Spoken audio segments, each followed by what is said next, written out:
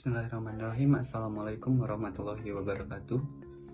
Perkenalkan, nama saya Hamim Sahurina dengan NIM 1102330014.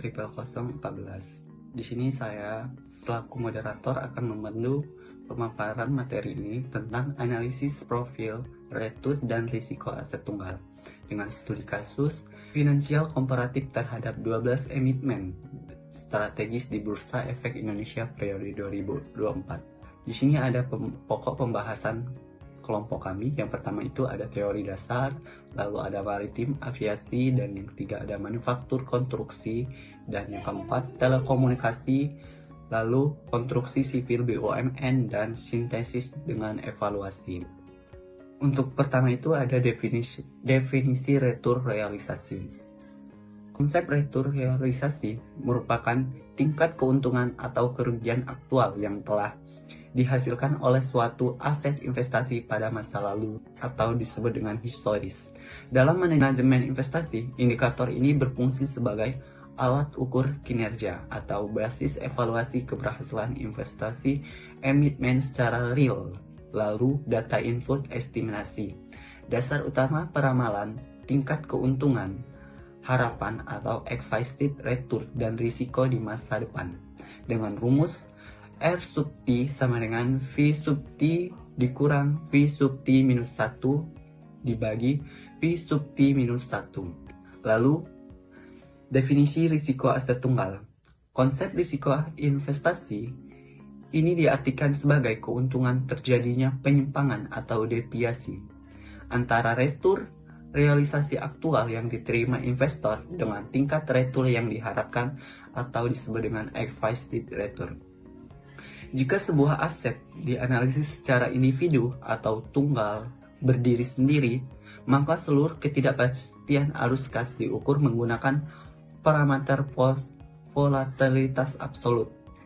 Semakin besar penyimpangan return aktual terhadap rata-ratanya, semakin tinggi volatilitas aset tersebut. Lalu, pengukuran risiko menggunakan nilai deviasi standar historis sampel.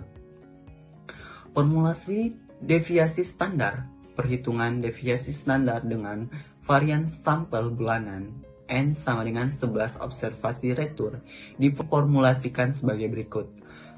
S kuadrat sama dengan substansial R sub T dikurang E atau R kuadrat dibagi N minus 1. Lalu standar deviasi sama dengan akar kuadrat dari S kuadrat. Lalu ada konsep koefisien variasi. Yang pertama itu ada rasio risiko per unit return. Dalam kondisi nyata, investor tidak dapat membandingkan efisiensi dua aset hanya dengan melihat return nominal atau standar deviasi secara parsial. Koefisien variasi atau CP memberikan solusi komparatif yang adil dengan menstandarisasi risiko relatif per satu unit tingkat pengembalian yang diharapkan. Semakin kecil nilai CP, semakin efisiensi risiko aset tunggal tersebut. Lalu nilai CV negatif ini menandakan rata-rata return bernilai negatif, tidak efisien untuk dipegang secara aset tunggal. Lalu ada formulasi koefisien variasi atau disebut dengan CP. Rumus koefisien variasi atau CP aset individual didefinisikan sebagai CP sama dengan risiko atau standar deviasi dibagi dengan return ekspektasi E dari R. Halo, aku Suci Indah dengan NIM 11022500114. Di sini aku bakal ngejelasin tentang 12 emiten yang terdaftar di Bursa Efek Indonesia dari berbagai sektor. Mulai dari kapal-kapalan, pesawat, energi hijau, bahkan kontraktor besar. Untuk yang pertama, aku akan menjelaskan sedikit banyaknya tentang PT Temas Terbuka. Kalian tahu nggak sih kayak kontainer-kontainer besar itu yang suka ada di jalan raya, suka ada di tol, itu kan biasanya suka ada nama dari si perusahaannya. Nah, sering nggak sih kalian lihat kayak PT, bukan PT ya, maksudnya box kontainer gitu, yang tulisannya tuh Temas gitu atau Temas Line. Nah, ini mereka itu merupakan rajanya kontainer. Lanjut yang kedua, itu ada Samudra Indonesia Terbuka. Kalau Temas itu dia jago kandang, nah kalau Samudra ini dia udah mainnya udah di global gitu. Jadi mereka ini merupakan perusahaan logistik kargo laut dan agen pelayaran terintegrasi. Tapi ingat, karena si Samudra ini mainnya udah global, jadi kinerja mereka itu sangat sensitif sama naik turunnya tarif kontainer dunia dan kondisi geopolitik. Jadi kalau misalkan ada perang atau krisis di laut luar negeri, pasti saham ini akan berasa banget nih efeknya.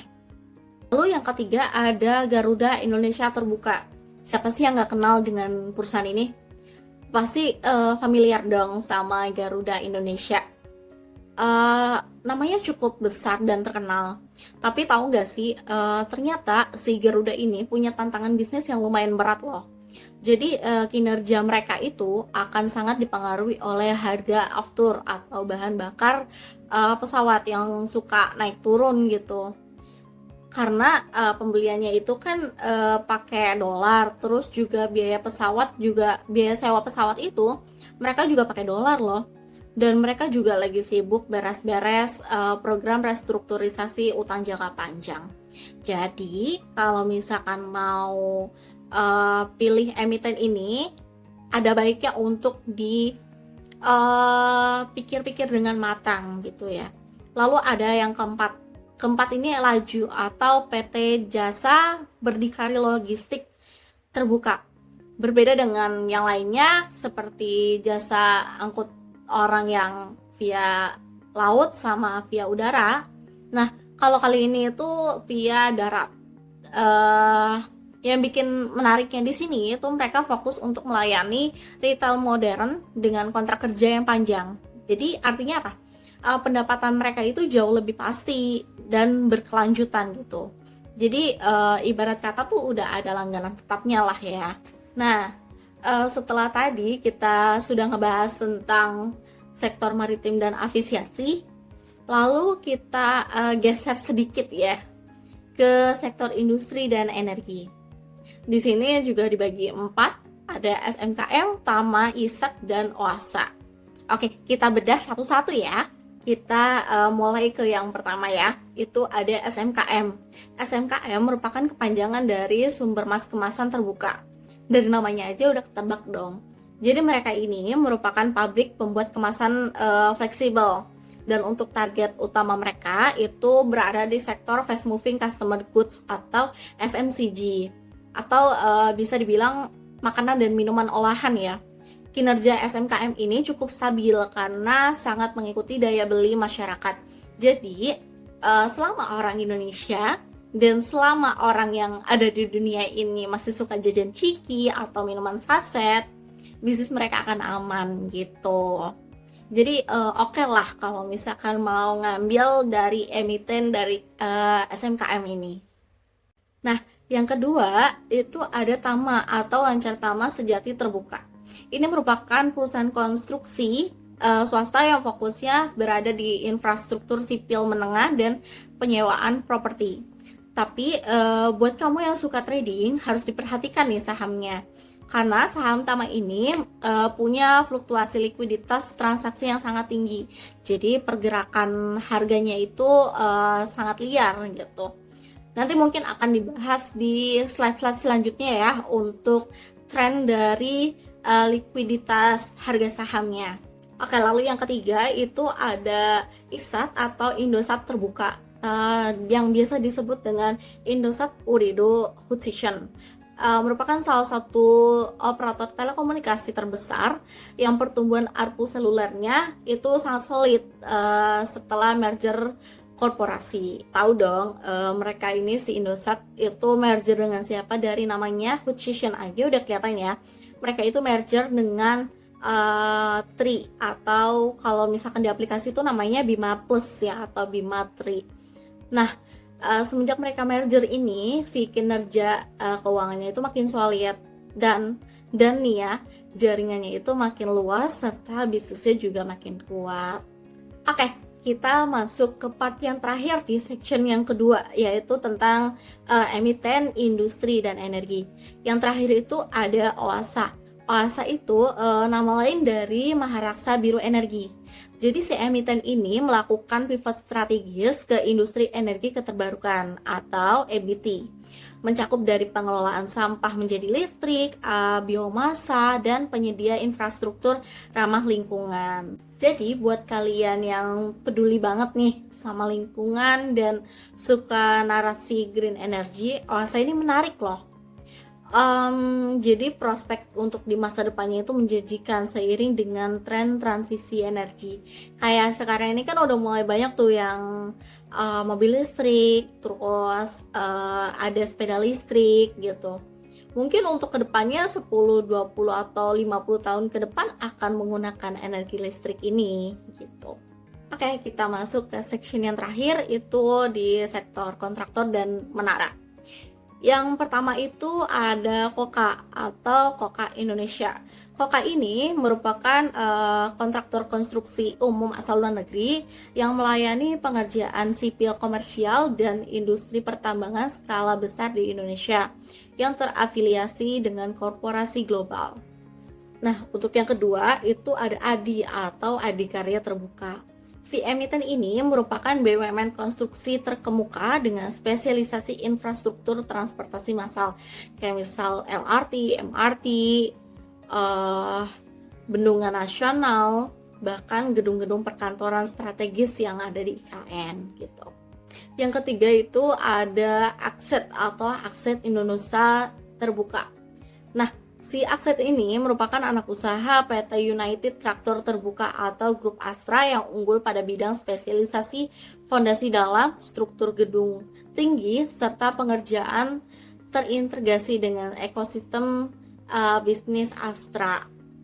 Jadi kalau kamu lagi nyari kontraktor swasta dengan backingan kuat, Akset jawabannya. Oke, kita ada di section terakhir, di nomor terakhir pada sektor dari kontraktor dan menara. Itu ada Entel atau nama lain dari Daya Mitra Telekomunikasi Terbuka. Si Mitratel ini merupakan penyedia menara telekomunikasi terbesar di regional Asia Tenggara yang menyewakan ribuan infrastruktur makro untuk seluruh operator telekomunikasi nasional. Nah, balik lagi kan ke dunia telekomunikasi, tapi yang ini bukan jualan yang kayak kartu gitu ya, tapi dia lebih ke jualan si tiangnya atau si towernya. Jadi biar mudah dipahaminya itu, kalau Entel itu model bisnisnya itu dia bangun menara nih. Nah, terus habis itu disewain tuh ke operator telekomunikasi nasional, kayak misal ke Telkomsel, ke Indosat, ke Excel gitu. Karena kan di seluruh Indonesia ini butuh yang namanya sinyal kan. Jadi bisnis penyewaan menara ini cukup super dan stabil sekali. Oke, usai sudah pemaparan materi dari aku tentang 12 emiten di berbagai sektor yang ada di BEI. Sedikit banyaknya materi yang aku paparkan pasti banyak salah, banyak kurangnya, jadi aku mohon maaf. Untuk materi yang selanjutnya akan dilanjutkan ke Kak Istiana. Baik, selanjutnya yaitu return historis pada PT Temas dan PT Samudra Indonesia. PT Temas dan PT Samudra Indonesia bergerak di bidang transportasi laut, yang dimana bisa kita lihat di sini terdapat tabel return historisnya yang mengacu pada dokumen pelengkap data saham PT Temas dan PT Samudra Indonesia Tbk. PT Temas mencatatkan salah satu tingkat resiko terendah di portofolio kita, yaitu hanya 3,61%, dengan rata-rata return bulanan sebesar minus 1,11%. Nah, sementara untuk PT Samudra Indonesia ini menunjukkan deviasi standar yang jauh lebih dinamis, sebesar 10,2%. Yang mencerminkan ketidakpastian iklim perdagangan komoditas maritim global. Selanjutnya, return historis pada PT Garuda Indonesia dan PT Jasa Berdikari Logistik Tbk. PT Garuda Indonesia dan PT Jasa Berdikari Logistik Tbk ini bergerak di sektor aviasi dan darat. Bisa kita lihat sini terdapat tabel rating historisnya yang mengacu pada dokumen data saham PT Garuda Indonesia dan PT Jasa Berdikari Logistik Tbk, bahwa saham maskapai nasional Garuda Indonesia memiliki karakteristik return yang sangat tinggi, yang sangat tidak menentu. Mengapa? Karena standar deviasi resiko yang tergolong tinggi ini sebesar 13,6%. Nah, sedangkan penyedia armada logistik PT Jasa Berdikari Logistik atau Laju menyajikan kinerja paling stabil di seluruh aset tunggal dengan standar deviasi terkecil sebesar 2,50% dan return positifnya sebesar 0,90%.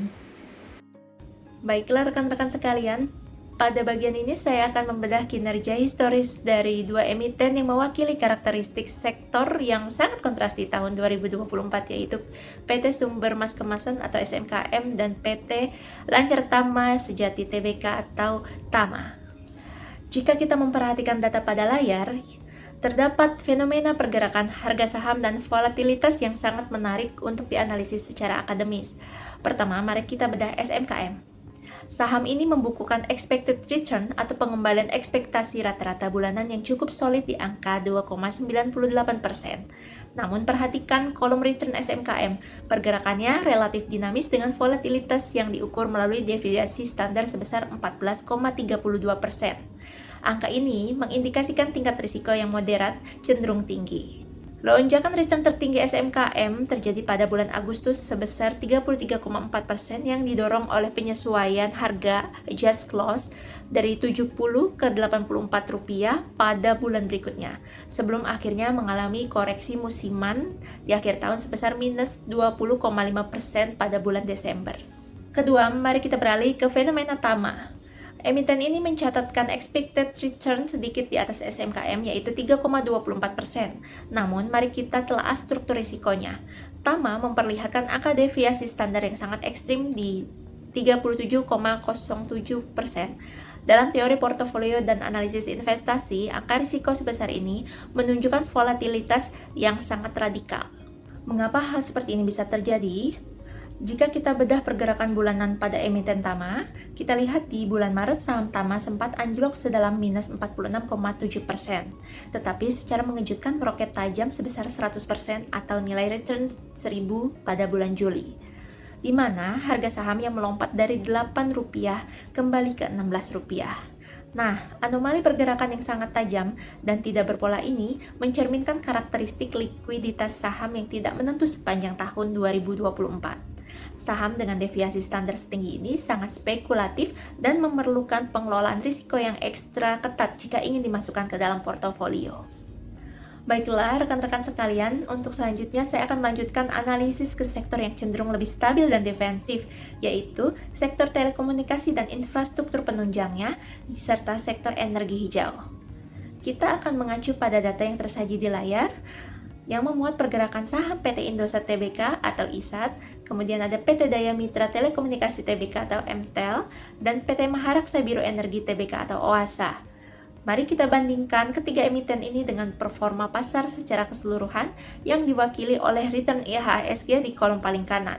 Sepanjang tahun 2024, IHSG sebenarnya bergerak melemah secara akumulatif dengan expected return minus 0,12% dan tingkat risiko pasar yang rendah sebesar 3,14%. Di tengah kondisi pasar yang terkoreksi tersebut, ISAT tampil sebagai outperformer. Mengacu pada data yang tersaji di layar, ISAT membukukan kinerja unggul dibanding IHSG dengan mencatatkan expected return positif senilai 0,86%. Nah, tingkat risiko atau deviasi standar ISAT berada di angka 8,17%. Fluktuasi tertinggi ISAT terjadi pada bulan Februari sebesar 19,3%, menunjukkan bahwa saham ini memiliki daya tahan yang kuat terhadap guncangan pasar saham. Lalu selanjutnya, kita melihat MTEL atau Mitratel. Emiten infrastruktur menara telekomunikasi ini terbukti bersifat sangat defensif, meskipun expected return-nya sedikit berada di zona negatif, yaitu 0,05%. MTEL menonjol karena memiliki tingkat risiko paling rendah di antara semua aset tunggal yang kita analisis, yaitu hanya sebesar 6,03%. Risiko yang rendah ini sangat linear dengan model bisnis Mitratel yang berbasis kontrak sewa menara jangka panjang, sehingga arus kasnya dapat diprediksi dan tidak sensitif terhadap sentimen pasar jangka pendek. Nah, terakhir adalah OASA. Saham ini mencatatkan expected return sebesar minus 0,03% dengan deviasi standar sebesar 7,67%. Jika kita perhatikan polanya pada layar, OASA seringkali mencatatkan return 0,000% seperti pada bulan Maret, Juni, Oktober, yang menandakan bahwa pada bulan-bulan tersebut saham ini cenderung tidak liquid atau berada dalam fase konsolidasi total sebelum akhirnya mengalami pergerakan volume di bulan berikutnya. Oke, pertama kita lihat dulu data return historis dari 3 emiten di sektor konstruksi selama tahun 2024, yaitu ADI, ACST, dan KOKA. Nah, poin utamanya itu di kolom risiko standar deviasi di baris paling bawah, angka ini menunjukkan seberapa liar atau fluktuatif pergerakan harga saham tersebut. Nah, hasilnya ADI ini ternyata punya volatilitas paling tinggi, yaitu 15,31%. Nah, artinya harga ADI ini paling sering naik turun tajam dibanding ACST, yaitu 10,89%. dan KOKA 12,83%. Nah, kesimpulannya kalau kalian tipe investor yang berani ambil risiko demi potensi untung besar, ADI pilihannya. Tapi kalau mau yang sedikit lebih tenang, ACST ini lebih stabil risikonya. Nah, selanjutnya ada perbandingan risiko aset tunggal dengan risiko pasar atau IHSG. Nah, jauh melampaui IHSG, contohnya Tama ini. Tama punya risiko ekstrim sampai 37,07%, sedangkan IHSG sebagai patokan pasar itu risikonya cuma 3,40%. Kenapa bisa beda jauh? Karena di IHSG ini ada diverifikasi atau gabungan banyak saham.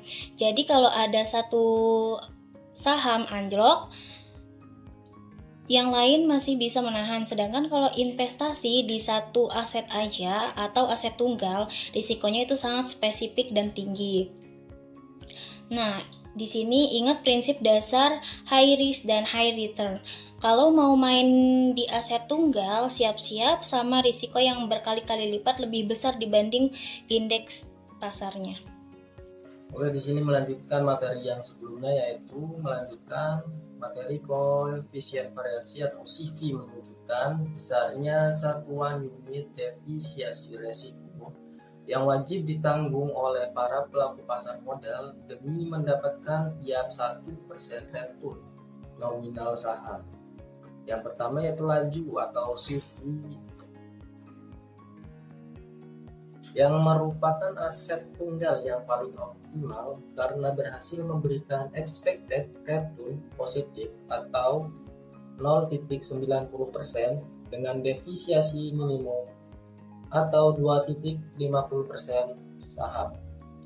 CV negatif emiten seperti TMAS, SMDR, ADI, dan GIAA memiliki nilai expected return bernilai negatif secara selama periode evaluasi ini, sehingga tidak direkomendasikan dipegang secara tunggal. Yang berikutnya yaitu slide berikutnya yaitu 1. Memitigasi unsystematic risk hasil analisis komparatif numerik. 12 saham membuktikan bahwasannya aset tunggal atau misal Tama sama dengan 37,07% atau ADI 15,31%, mengusung tingkat risiko non-sistematis yang sangat tinggi. Model diversifikasi multi aset menjadi keharusan reguler. Rekomendasi racikan taktis tim pengkaji alokasikan dana investasi Anda sebesar 60% ke dalam saham rendah resiko dan defensif atau laju yang disebut MTEL ISA. Lalu 25%-nya ke segmen bertumbuh seperti SMKM, Samudra, dan Temas, serta memaksimalkan 15% saja untuk saham spekulatif. Berikut merupakan saham rekomendasi alokasi per kelompok. Oke, usai sudah pemaparan dari tim kami mengenai analisis profil, return, dan resiko aset tunggal pada sektor infrastruktur, utilitas, dan transportasi. See you the next video.